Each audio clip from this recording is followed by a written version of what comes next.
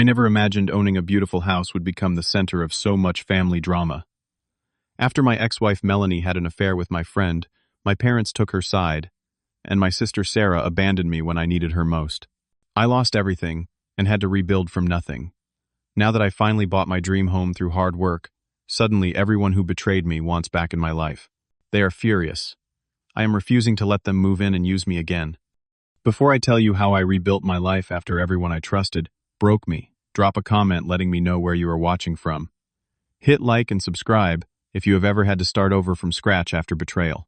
I grew up in a pleasant suburb outside Chicago with my parents Thomas and Diane. Our family seemed normal and loving from the outside. My younger sister Sarah was born 3 years after me, and we developed a close relationship during childhood. Our family had cherished traditions that I thought would last forever. Sunday dinners were mandatory family time, where we would gather around the dining table to share stories from our week. Every summer we would spend 2 weeks at a rented lake house in Michigan, where Dad would teach us fishing while Mom prepared elaborate picnics on the shore. From an early age, I showed interest in computer programming, spending hours in my room creating simple games. My parents seemed supportive, buying me books, and eventually my first personal computer for my 13th birthday. They would proudly tell relatives about their computer genius son at family gatherings. Our family motto was always family above all else, and I truly believed that blood was the strongest bond in life. How naive I was. I met Melanie during my sophomore year at university, where I was studying computer science. She was an art major, with a vibrant personality that perfectly complemented my more analytical mind. Where I was structured and methodical, she was spontaneous and creative. We balanced each other beautifully. Our connection was immediate and powerful. We started dating after meeting at a campus coffee shop where she sketched while I worked on coding projects. Within 6 months, we were inseparable. Our 5-year relationship progressed naturally toward engagement. I proposed at the art museum where we had our third date, hiding the ring in a small handmade book I created that told our love story. The wedding took place in my parents' backyard, with twinkling lights strung across the trees and handwritten vows that made everyone cry. Sarah was Melanie's bridesmaid and seemed genuinely happy for us. My parents welcomed Melanie as the daughter they never had, often inviting her to lunch even without me. After marriage, we shared dreams of homeownership and starting a family. We would spend weekends browsing real estate listings and visiting open houses, imagining our future children playing in various backyards. We created a joint savings account specifically for our dream home fund, and both contributed monthly. Melanie had fully integrated into my family, often texting my mother daily and joining my sister for shopping trips. I thought I had found my perfect partner and built an unshakable foundation. My career at a financial software company was promising, but not without challenges. The company went through a restructuring phase, and rumors of layoffs created a tense atmosphere. Determined to prove my value, I began working overtime and taking on additional projects.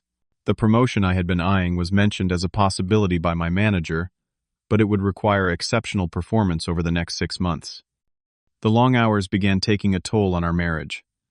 I would leave before Melanie woke up and return home after she had gone to bed. Weekends became dedicated to catching up on project deadlines. Melanie grew increasingly resentful, complaining that I was choosing work over our relationship.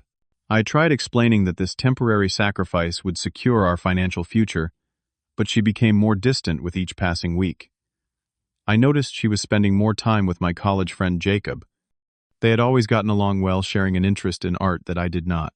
When I expressed mild concern about their frequent coffee meetups, Melanie assured me they were just friends, and that she needed someone to talk to since I was emotionally unavailable.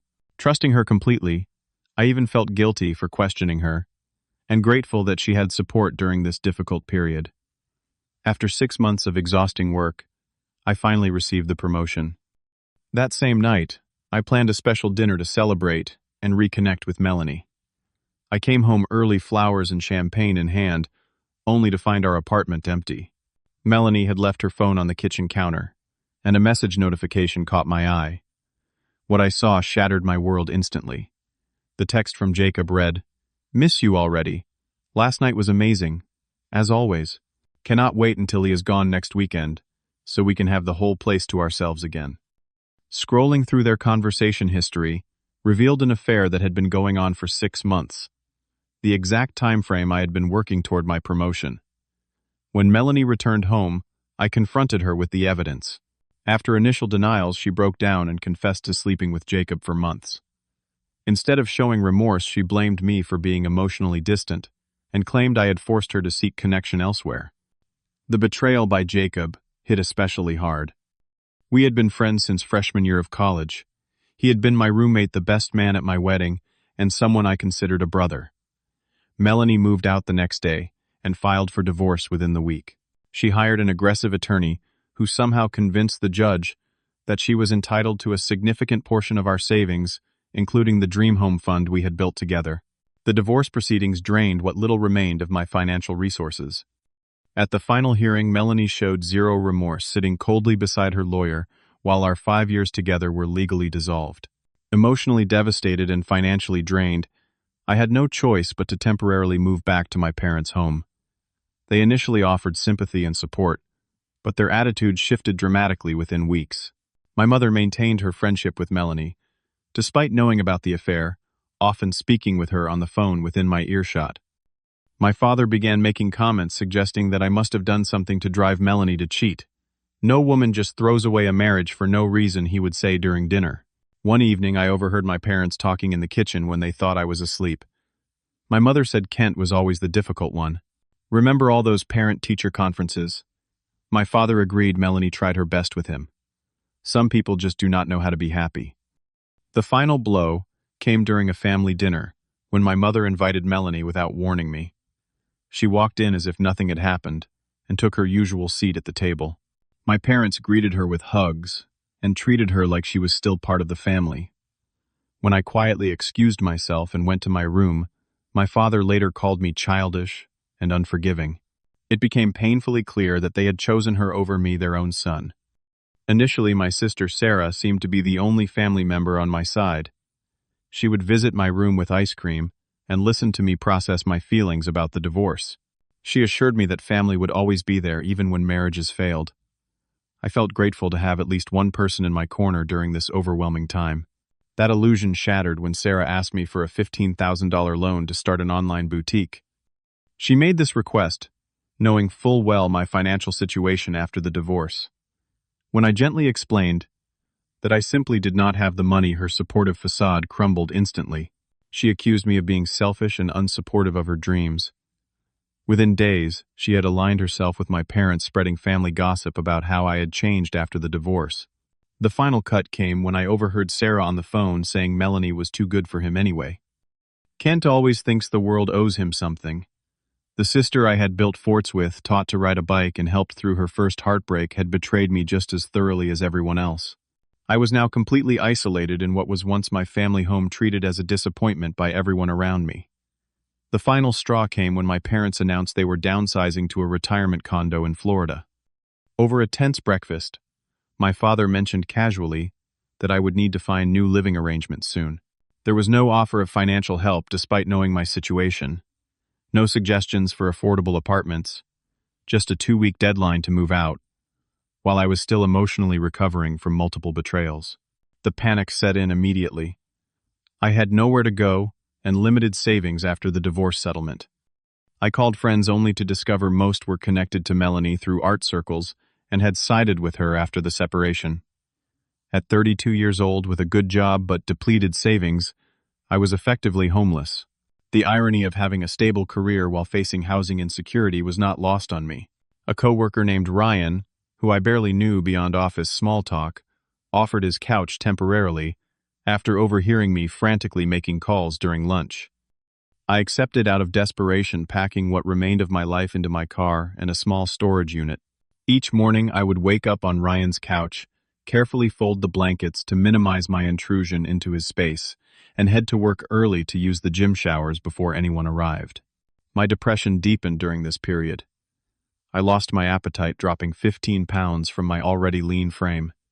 Sleep became elusive, and I would often sit in my car in the parking lot of Ryan's apartment complex until the early hours, unable to face another night on his couch. I felt like a complete failure. Despite doing everything right my entire life, following the path of education, career, marriage, and family connection, I had ended up with nothing. The lowest point came one rainy night, when I sat in my parked car staring at the dashboard for hours. All the choices and trusted relationships that had led me to this moment played through my mind like a cruel slideshow. As rain streaked down the windows, I contemplated my complete failure as a husband, son, brother, and adult, capable of maintaining a stable life. That same night, Ryan noticed I had not come inside despite the late hour. He brought out 2 cups of coffee and sat silently beside me in the passenger seat.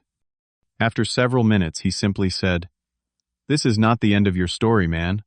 Just a really shitty chapter."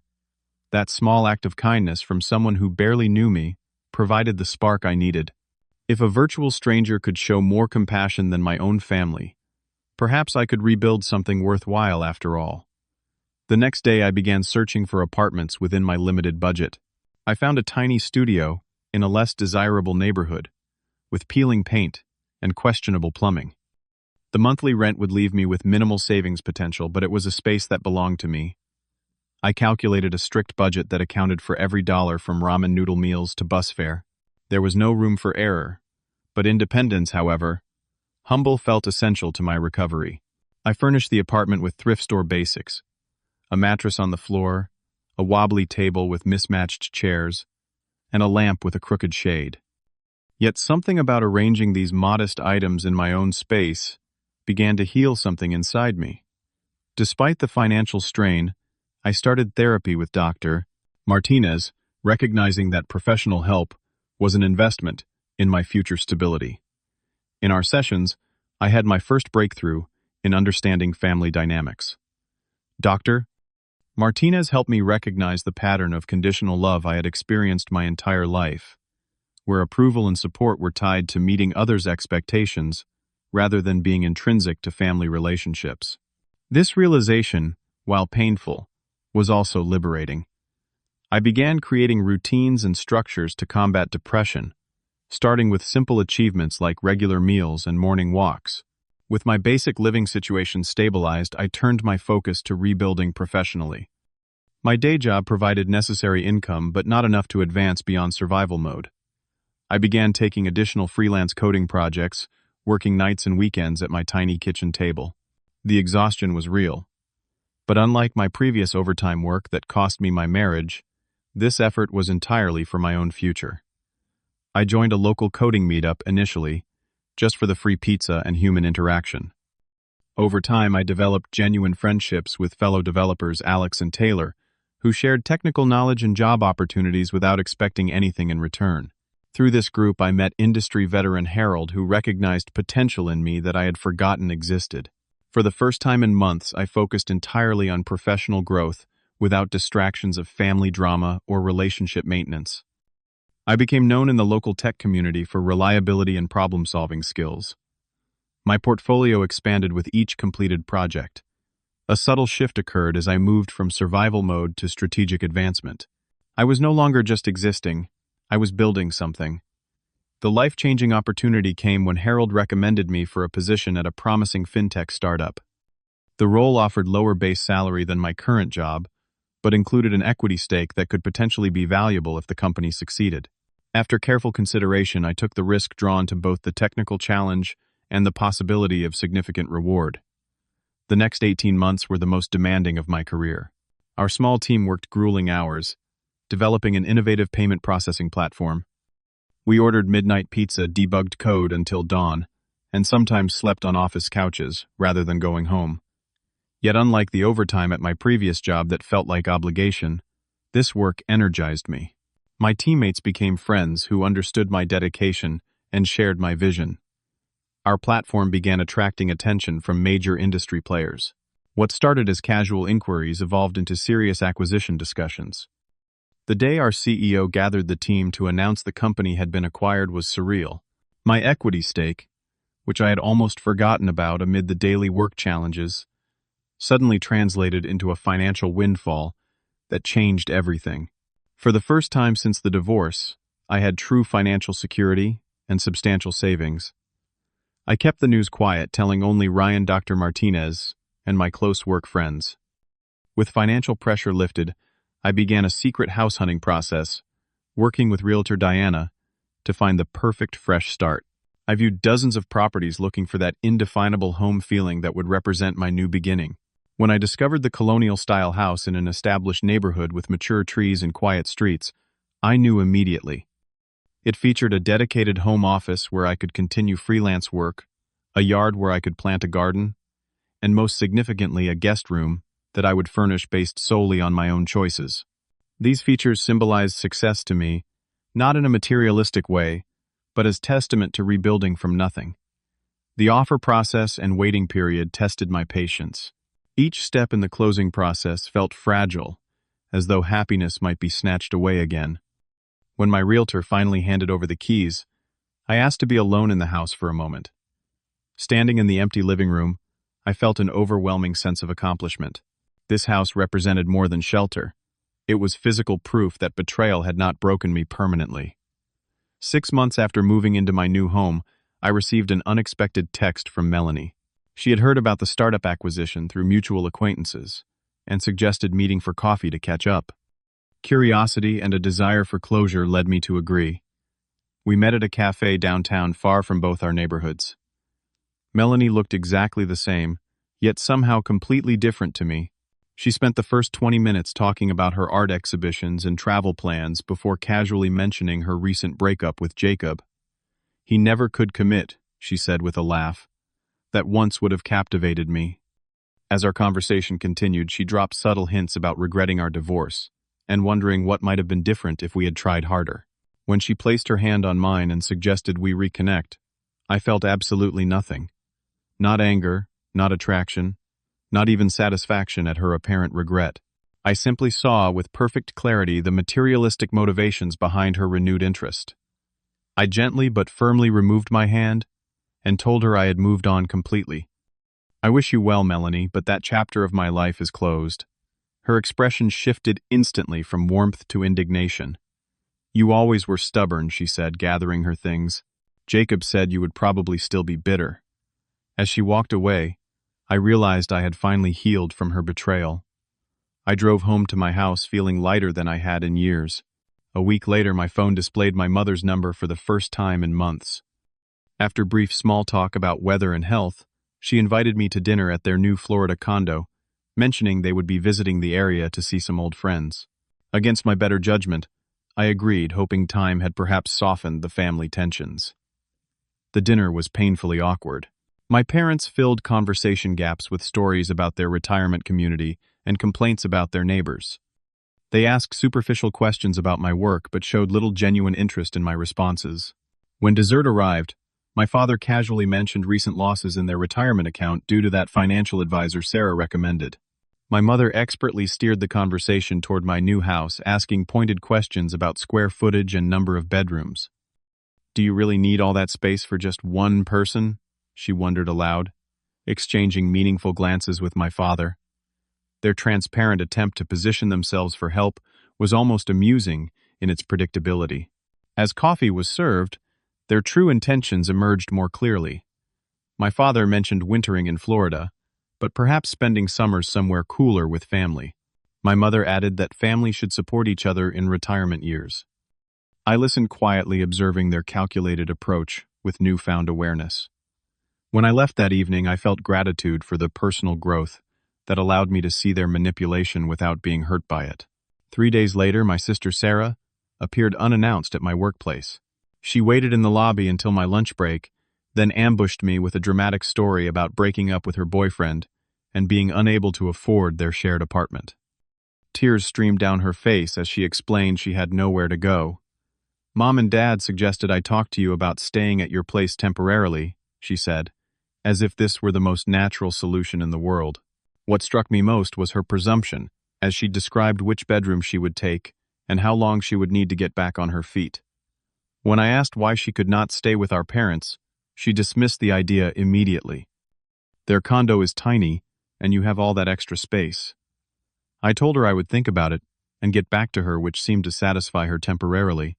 Within hours, Sarah began sending texts about furniture she would bring and asking about closet space.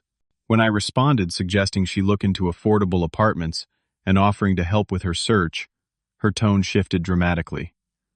"I cannot believe you would leave your own sister without a home," she wrote. Family is supposed to help each other.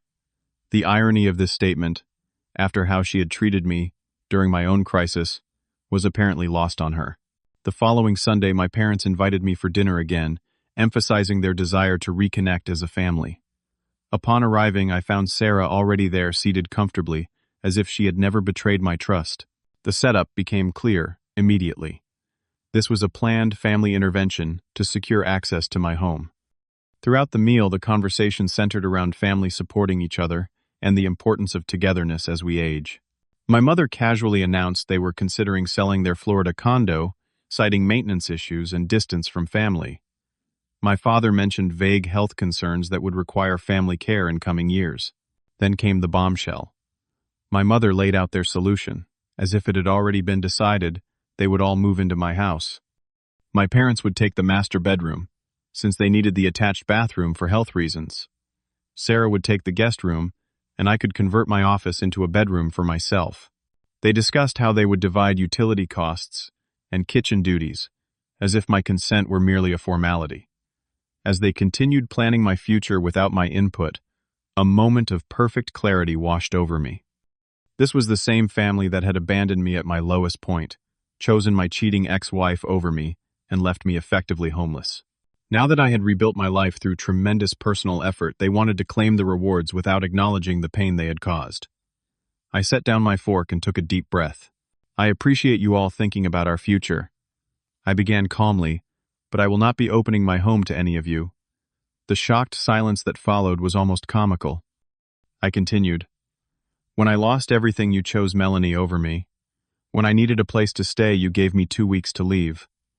When I asked for emotional support, Sarah, you called me selfish." My mother recovered first, her face flushing with anger. "After everything we have done for you, this is how you repay family." My father added, "Son, we raised you better than this. Family takes care of each other. Family takes care of each other consistently." I corrected him, not just when it is convenient or beneficial. "I spent months homeless after my divorce, while you maintained a relationship with the woman who betrayed me.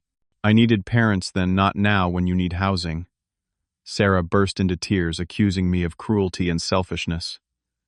"What am I supposed to do?" she demanded between sobs. "Find an apartment and job like I had to." I replied simply, "Build your own life instead of expecting others to provide for you." Their unified front shifted instantly from flattery to condemnation. I was called ungrateful, cold, cruel, and selfish within the span of 5 minutes. My mother invoked childhood sacrifices they had made. My father mentioned college tuition. Sarah brought up every favor she had ever done for me, greatly exaggerated in her retelling. I stood and thanked them for dinner. "My boundaries are not negotiable," I said firmly. "I wish you all well, but my home is my sanctuary that I earned after rebuilding from nothing. I will not share it with people who abandoned me when I needed them most." As I drove home, my phone buzzed constantly with messages attempting to wear me down with guilt, anger, and finally desperate pleas. For the first time, I felt no obligation to respond immediately or to justify my decision. The boundary I had set was reasonable, appropriate, and necessary for my continued well-being. The days following my boundary setting brought a barrage of guilt-inducing messages from every family member. My parents recruited extended family to express their disappointment in my selfish behavior. Cousins I had not spoken with in years suddenly texted to remind me about family duty and respecting elders. Despite my confidence in my decision, moments of self-doubt crept in. Had I been too harsh? Was I overreacting to past hurts? In my next session with Dr. Martinez, I brought up these concerns. Her response was validating in its clarity. "Boundaries are not punishment. They are protection. You have earned the right to protect your peace." With that reinforcement, I made the difficult decision to limit contact without further explanation or justification. I muted family message threads and declined calls that would only circle around the same arguments. The immediate result was a profound sense of peace. My home remained my sanctuary, a physical representation of my journey from betrayal to self-sufficiency. In place of toxic family connections, I began building a community based on mutual respect and genuine care. I hosted a small housewarming gathering for the friends who had supported me during my rebuilding process. Ryan, who had offered his couch when I had nowhere to go. Alex and Taylor from the coding meetup, who had shared opportunities without expecting anything in return.